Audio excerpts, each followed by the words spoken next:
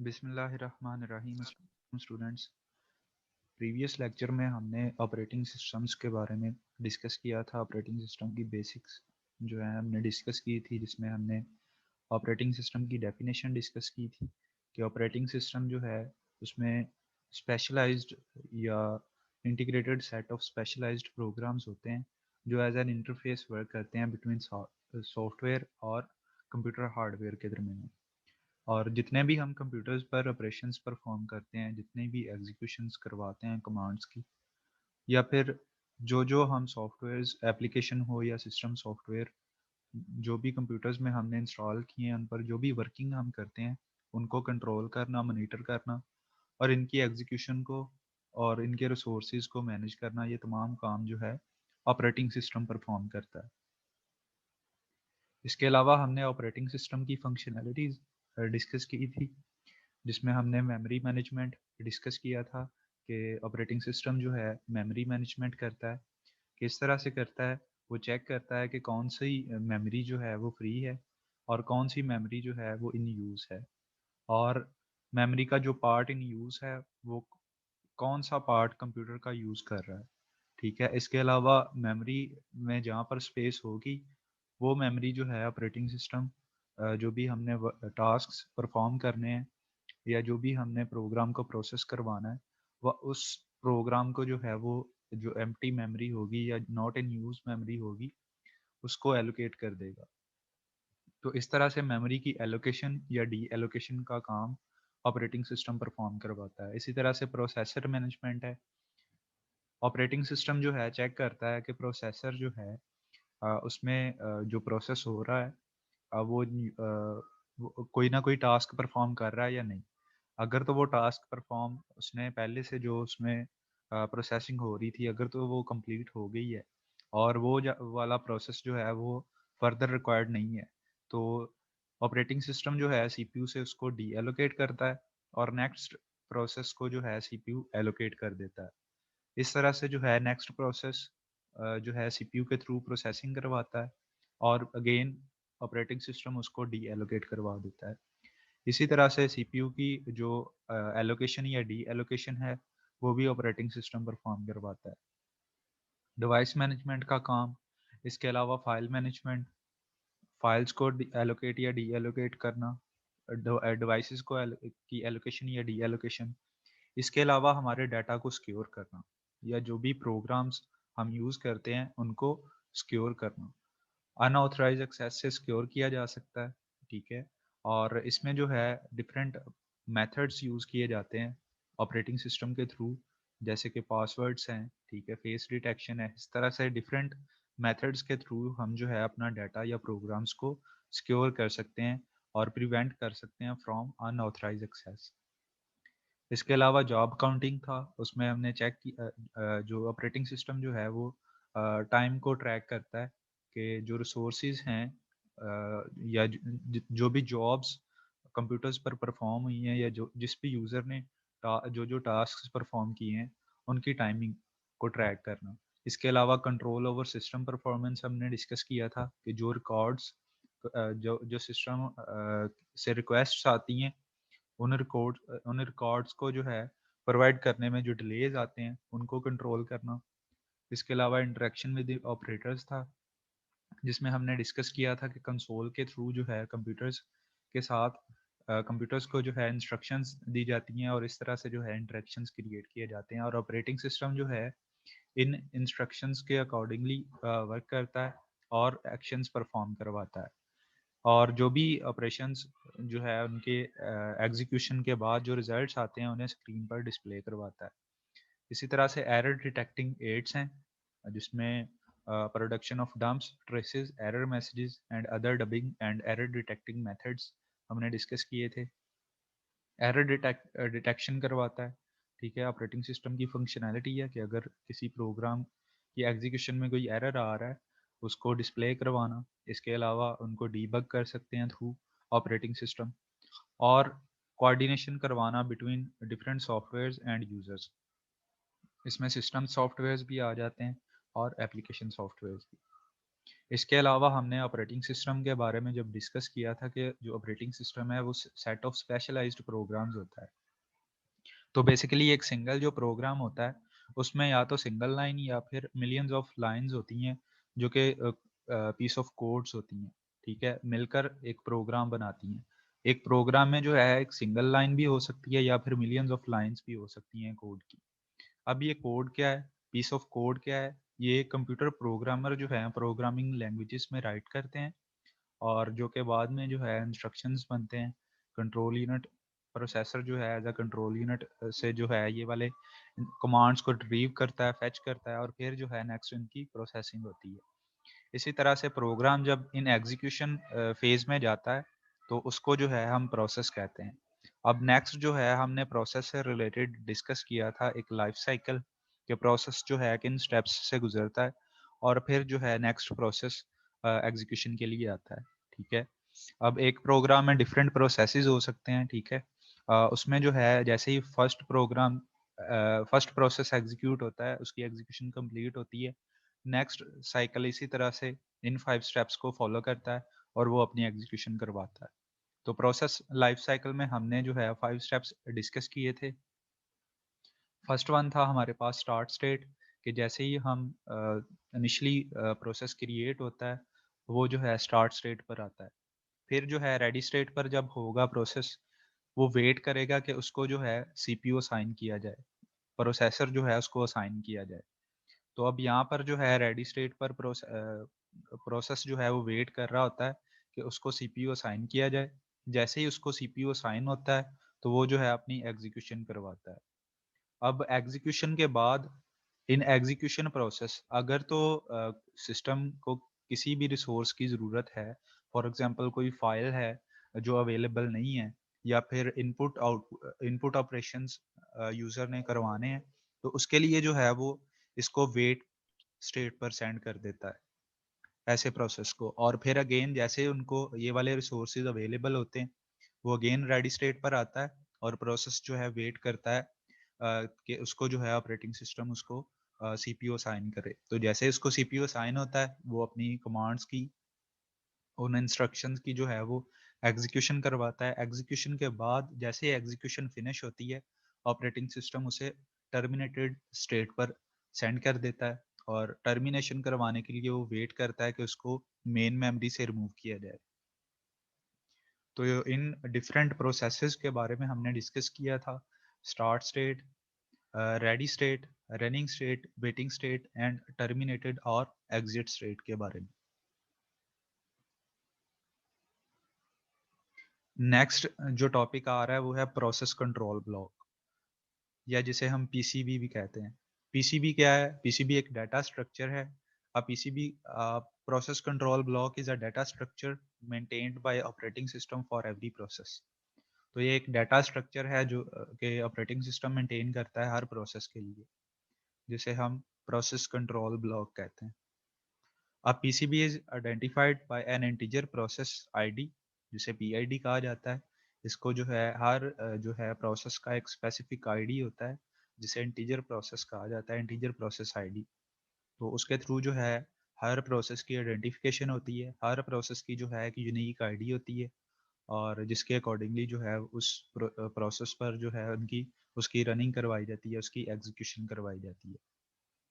A PCB keeps all information needed to keep track of a process as listed below. तो इसमें जो है different informations आ जाती हैं पीसीबी में, जिसको जो है प्रोसेस में जो भी हमने प्रोग्राम को प्रोसेस करवाना होता है, इसमें जो भी प्रोसेस करवाना होता है तो वो जो है उसमें जो है ये वाली इंफॉर्मेशन होती है। फर्स्ट इंफॉर्मेशन क्या है प्रोसेस कंट्रोल ब्लॉक में? Process state. प्रोसेस स्टेट अब क्या है? The current state of the process such that whether it is ready, running, waiting और वट एवर। कि इसमें जो है प्रोसेस स्टेट में वो चेक करेगा कि प्रोसेस जो है वो किस स्टेट में है, किस उसका जो प्रोसेस लाइफ साइकिल हमने डिस्कस किए हैं उसमें डिफरेंट स्टेट्स हमने डिस्कस की थी। तो प्रोसेस कंट्रोल ब्लॉक के पास जो है प्रोसेस के बारे में ये इन्फॉर्मेशन होनी चाहिए कि जो हमारा प्रोसेस है वो किस स्टेट पर है, वो रेडी स्टेट पर है, रनिंग स्टेट पर है वेटिंग स्टेट पर है या जो है वो टर्मिनेट स्टेट पर है। इसी तरह से नेक्स्ट जो इन्फॉर्मेशन आ रही है वो है process privileges. This is required to allow और disallow access to system resources. तो इसके थ्रू जो है सिस्टम के रिसोर्सेज को की जो एक्सेस है उसको अलाउ या डिसअलाउ किया जाता है through process privileges. Next, process ID, unique identification for each of the process in the operating system. तो हर प्रोसेस जो है उसकी एक यूनिक आईडी होती है जिसके थ्रू जो है उसको आइडेंटिफाई किया जाता है हर प्रोसेस को, और उसकी आईडीज के तहत जो है उनकी उसके अकॉर्डिंग जो है उनकी एग्जीक्यूशन करवाई जाती है। नेक्स्ट, पॉइंटर आ जाते हैं। अब पॉइंटर टू पेरेंट प्रोसेस, जो भी उसका पेरेंट प्रोसेस होगा उसको जो है पॉइंटर पॉइंट आउट करेगा। मीन्स के डिफरेंट हमारे पास प्रोसेसेस हैं। जो फर्स्ट प्रोसेस एग्जीक्यूट हुआ है उसी तरह का नेक्स्ट जो भी प्रोसेस होगा, पॉइंटर का काम होगा कि उस प्रोसेस को, उसके पेरेंट प्रोसेस को जो है वो पॉइंट आउट करना।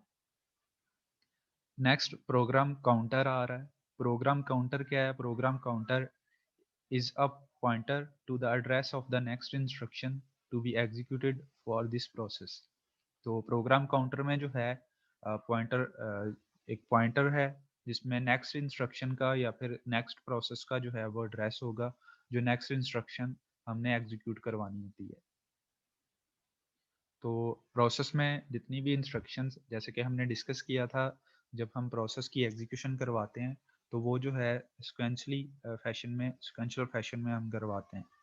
तो जो भी प्रोग्राम काउंटर होगा उसमें जो भी नेक्स्ट इंस्ट्रक्शन आ रही होगी उस इंस्ट्रक्शन का एड्रेस होगा उसमें। नेक्स्ट, सीपीयू रजिस्टर है। Various CPU registers where process needs to be stored for execution for running state. तो सीपीयू रजिस्टर्स जहाँ पर प्रोसेसेस को स्टोर किया जाता है एग्जीक्यूशन के लिए।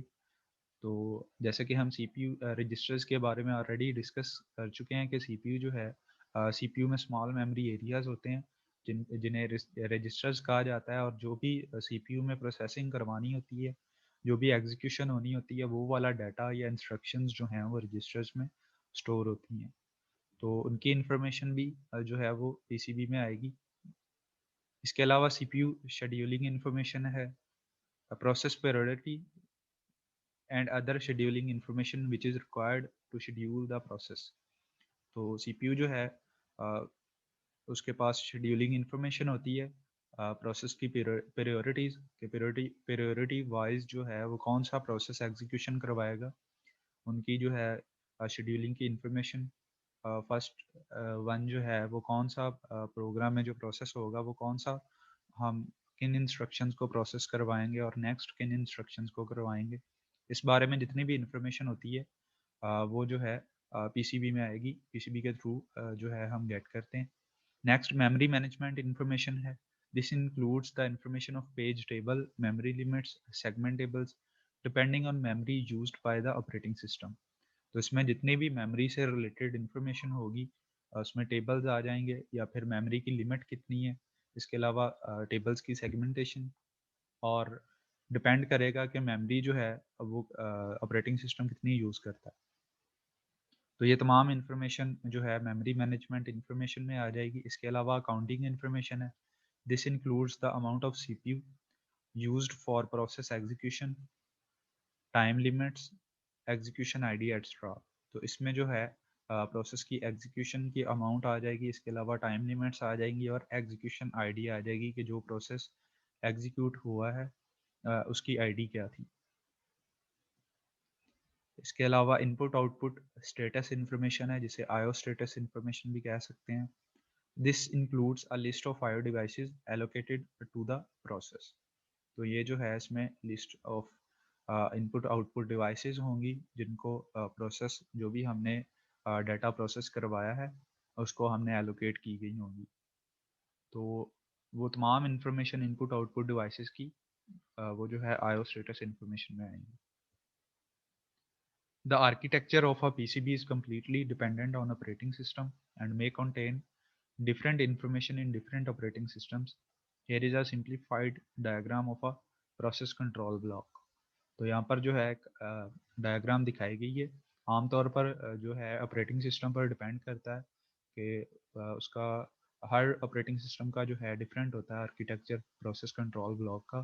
तो आमतौर पर जो है जो सिंप्लीफाइड उसका प्रोसेस कंट्रोल ब्लॉक होता है, उसमें जो इन्फॉर्मेशन होती है वो बेसिकली इन स्टेप्स पर होती है। प्रोसेस आईडी, प्रोसेस की आईडी कौन सी है, जो कि हर प्रोसेस की यूनिक आईडी होती है। इसके अलावा स्टेट कौन सी है, पॉइंटर जो कि पॉइंट आउट करेगा, और प्रायोरिटी वाइज जो भी इंस्ट्रक्शंस आ रही होंगी उनके एड्रेसेस होंगे। नेक्स्ट जो है प्रोग्राम काउंटर में नेक्स्ट इंस्ट्रक्शन के एड्रेसेस होंगे। इसके अलावा सीपीयू रजिस्टर्स हैं, आईओ इन्फॉर्मेशन है एंड अकाउंटिंग इन्फॉर्मेशन है।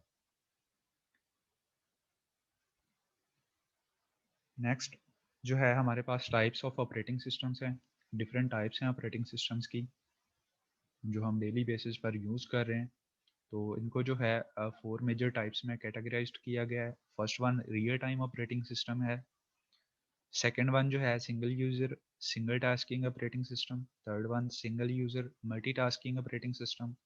And fourth one multi user and multitasking operating system. तो फर्स्ट ऑफ ऑल इसमें हम real time operating system discuss करेंगे। Real time operating system is very fast relatively small operating system. ये जो है real time operating system जो होते हैं ये काफ़ी इनकी स्पीड ज़्यादा होती है। जो भी इसमें प्रोसेसिंग करवाई जाती है, जो भी टास्क परफॉर्म किए जाते हैं, लेकिन ये जो है स्मॉल ऑपरेटिंग सिस्टम्स होते हैं। Real time operating system needed to run real time applications. इनके थ्रू जो है रियल टाइम एप्लीकेशंस जितनी भी है वो रियल टाइम ऑपरेटिंग सिस्टम्स के थ्रू हम एग्जीक्यूट करवाते हैं। उनके थ्रू जो है रियल टाइम ऑपरेटिंग सिस्टम्स के थ्रू हम उनको रन करवाते हैं। It may support multiple simultaneous task और it may only support single tasking. तो रियल टाइम ऑपरेटिंग सिस्टम जो है एक वक्त में एक ही काम, एक ही जॉब जो है वो भी कर सकते हैं, या फिर एक ही वक्त में मल्टीपल टास्क भी परफॉर्म करवा सकते हैं। तो ये दोनों को सपोर्ट करता है, मल्टीपल टास्क को भी और सिंगल टास्क को भी। अगर कोई सिंगल टास्किंग ऑपरेशन परफॉर्म करवाना है तो उसको भी रियल टाइम ऑपरेशन जो है ऑपरेटिंग सिस्टम्स वो अलाउ करते हैं। और मल्टीपल टास्क अगर साइमल्टेनियसली हमने एग्जीक्यूट करवाने हैं तो उनको भी real time operating system execute करवा सकते हैं।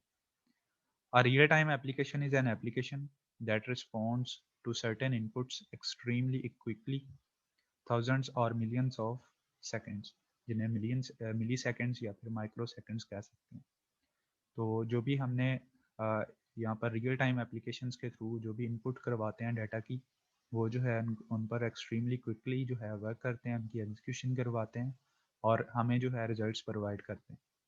तो आम तौर पर जो रियल टाइम एप्लीकेशंस आ जाती हैं उसमें मेडिकल डायग्नोस्टिक इक्विपमेंट्स आ जाती हैं, या फिर लाइफ सपोर्ट सिस्टम्स जो हैं उनमें इंस्टॉल्ड होती हैं रियल टाइम एप्लीकेशंस। इसके अलावा scientific instruments and industrial systems, ये तमाम जो है नेक्स्ट एग्जांपल्स हैं रियल टाइम ऑपरेटिंग सिस्टम्स की जो कि हम यूज़ कर रहे हैं। तो इसमें जो है जो भी एप्लीकेशंस होती है वो रियल टाइम वर्क करती है और हमें जो है क्विकली रिजल्ट्स जो है वो प्रोवाइड करती है, मिली सेकेंड्स या फिर माइक्रो सेकेंड्स हम कह सकते हैं। Next single user single tasking operating system है। An operating system that allows a single user to perform just one task at a time is a single user single tasking operating system। तो ऐसा operating system जिसके through जो है single user work करे और single task ही हम उस पर परफॉर्म करवा सकें, उसे हम single user single tasking operating system कहते हैं। इसमें यूज़र भी एक होगा और टास्क भी एक टाइम में हम एक ही परफॉर्म करवा सकते हैं। तो इस तरह के ऑपरेटिंग सिस्टम को हम single user single tasking operating system कहते हैं। To a user a task is a function such as printing a document, writing a file to disk, editing a file और downloading a file from a network server। तो हम task को जो है कोई भी फंक्शन जैसा कि कोई डॉक्यूमेंट प्रिंट करवाना या फिर किसी फाइल को डिस्क पर राइट करवाना,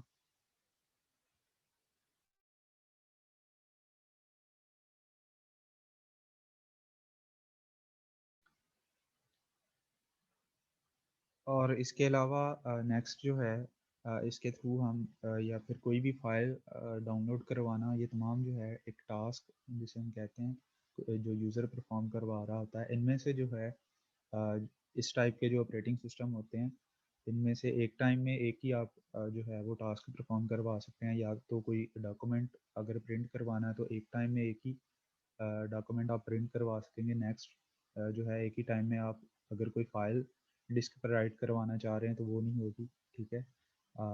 इसी तरह से जैसे ही आप ये वाली फाइल जो है, ये वाला डॉक्यूमेंट अगर प्रिंट करवा रहे हैं, वो प्रिंट उसकी प्रिंटिंग कंप्लीट हो गई है, फिर नेक्स्ट टाइम जो है आप इस टास्क पर वर्क कर सकते हैं कि कोई भी फाइल जो है डिस्क पर राइट करवा सकते हैं। तो इस दौरान आप सेकंड टास्क कोई भी परफॉर्म नहीं कर सकते। तो इसलिए जो है ये single user single tasking operating system होगा। To the operating system, a task is a process and small and simple operating systems can only manage a single task at a time. जो सिंपल ऑपरेटिंग सिस्टम्स हैं या small operating systems जो होते हैं, वो एक time में जो है सिंगल टास्क ही परफॉर्म करते हैं और उसी टास्क को जो है वो मैनेज कर सकते हैं। M S DOS is an example of a single tasking operating system. ये एम एस डॉस जो है ये एक एग्जांपल है सिंगल टास्किंग ऑपरेटिंग सिस्टम की, जिसमें ब्लैक विंडो स्क्रीन होती है। जो भी कमांड्स उस पर आप राइट डाउन करते हैं उसके अकॉर्डिंगली जो है वो एक टाइम में एक ही टास्क जो है वो परफॉर्म करवा सकती है। These operating systems are still used because they take up very little space on disk or in memory when they are running or and do not require a powerful and expensive computer. तो इस type के जो operating systems हैं, इनका use काफ़ी कम हो गया, लेकिन फिर भी जहाँ पर वो यूज़ हो रहे हैं वो इसलिए यूज़ हो रहे हैं क्योंकि इनके थ्रू जो है काफ़ी कम मेमोरी इनको रिक्वायर्ड होती है इस टाइप के ऑपरेटिंग सिस्टम्स को। और इसके अलावा जो भी हम टास्क एग्जीक्यूट करवाना होते हैं उनके लिए कोई भी पावरफुल या फिर एक्सपेंसिव कंप्यूटर्स की ज़रूरत नहीं होती। तो इस लिहाज से जो है ये single user single tasking operating system इनका यूज़ किया जा रहा है अभी भी। Next, single user multitasking operating systems हैं। A single user or multitasking operating system is one that allows a single user to perform two or more functions at once. तो यहाँ पर इस टाइप के ऑपरेटिंग सिस्टम में user जो है वो सिंगल होगा, लेकिन यूज़र जो है एक ही टाइम में मोर देन वन ऑपरेशन जो है वो परफॉर्म करवा सकेगा। मोर देन वन फंक्शन जो है वो मोर देन वन टास्क पर जो है वो काम कर सकेगा। It takes a special operating system to keep two or more tasks running at once. तो इस टाइप के जो है वो स्पेशलाइज्ड ऑपरेटिंग सिस्टम्स होते हैं जिनके थ्रू हम जो है या फिर मोर देन टू टास्क जो है एक ही वक्त में उनकी एग्जीक्यूशन करवा सकें। The most commonly used personal computers usually run such operating systems including Microsoft Windows and Macintosh operating system. तो ये डिफरेंट जो है ऑपरेटिंग सिस्टम्स की टाइप्स हैं। Single user multitasking operating system, ये जो विंडोज़ आप यूज़ कर रहे हैं इसमें भी जो है आप एक ही टाइम में सिंगल यूज़र होता है, लेकिन एक ही वक्त में आप मल्टीपल ऑपरेशंस जो है वो परफॉर्म करवा सकते हैं। फॉर एग्जांपल एक साइड पर आप जो है वो कोई डॉक्यूमेंट प्रिंट करवा रहे हैं तो दूसरी साइड पर आप जो है उसी टाइम आप नेक्स्ट डॉक्यूमेंट पर जो है वर्किंग कर सकते हैं। The multitasking features of these operating systems have greatly increased the productivity of people in a large variety of jobs because they can accomplish more in a shorter period of time. तो multitasking features की वजह से इन operating systems की जो है वो काफ़ी ज़्यादा यूज़ है इनका, क्योंकि इनके थ्रू जो है हम मल्टीपल टास्क जो है with in short period of time perform करवा सकते हैं। For instance, to an office worker, it is important to be able to send a large document to a printer and be able to do other work on his or her computer while it is being printed. तो अगर एक office worker जो है वो एक side पर जो है वो डॉक्यूमेंट अगर कोई प्रिंट करवा रहा है तो सेकंड ऑपरेशन जो है वो कोई भी फॉर एग्जांपल कोई म्यूजिक प्ले कर सकता है, कोई भी टास्क वो सेकेंडली परफॉर्म कर सकता है, जैसे कि आप अपनी विंडोज़ ऑपरेटिंग सिस्टम पर टास्क परफॉर्म करते हैं different at one time. Last है हमारे पास multi user multitasking operating system. तो इसमें जो है मल्टीपल यूज़र्स होंगे जो कि मल्टीपल टास्क जो है इन वन टाइम उनको जो है वो उनकी एग्जीक्यूशन करवा सकेंगे। A multi user multitasking operating system is an operating system that allows multiple users to use programs that are simultaneously running on network server called a terminal server। तो ये तमाम प्रोग्राम्स जो हैं मल्टीपल यूज़र्स जिन पर multiple users काम कर रहे होते हैं, तो वो जो है एक ही टाइम पर उनकी एग्जीक्यूशन करवा सकते हैं, जो कि नेटवर्क सर्वर पर उनकी एग्जीक्यूशन होती है, जिसे हम टर्मिनल सर्वर भी कहते हैं। A multi-user multitasking operating system runs on a computer to which many users connect. Each user can run his or her own session on the server। तो इसमें जो है मल्टी यूज़र जो कनेक्ट होते हैं जो थ्रू नेटवर्क सर्वर, उनका जो है हर यूज़र का एक अपना सेशन होता है जिसे यूज़र सेशन कर कहते हैं, और हर यूज़र जो है अपने टास्क अलग से परफॉर्म करवा सकता है। इसी तरह से सेकंड यूज़र जो है उसका सेकंड यूज़र सेशन होगा। वो सेकंड वो उसका जो है वो अलग टास्क वो डिफरेंट मल्टीपल टास्क जो है एट वन टाइम परफॉर्म करवा सकेगा with the connection of network server, क्योंकि उनका जो है कनेक्शन जो है वो नेटवर्क सर्वर्स के साथ होता है। In multi user multitasking operating system environment all or most of computing occurs at the server। तो इस तरह के जो ऑपरेटिंग सिस्टम्स होते हैं उसमें तमाम की तमाम जो कंप्यूटेशन है वो सर्वर पर परफॉर्म हो रही होती है। Next examples of multi users operating systems include Unix, VMS and mainframe operating systems such as MVS। तो ये जो है डिफरेंट एग्जांपल्स हैं multi user multitasking operating systems की। तो ये थे हमारे पास डिफरेंट ऑपरेटिंग सिस्टम्स की टाइप्स, जिसमें हमने real time operating system, single user single tasking operating system, single user multi tasking operating system और इसके अलावा multi user and multi tasking operating system discuss किए।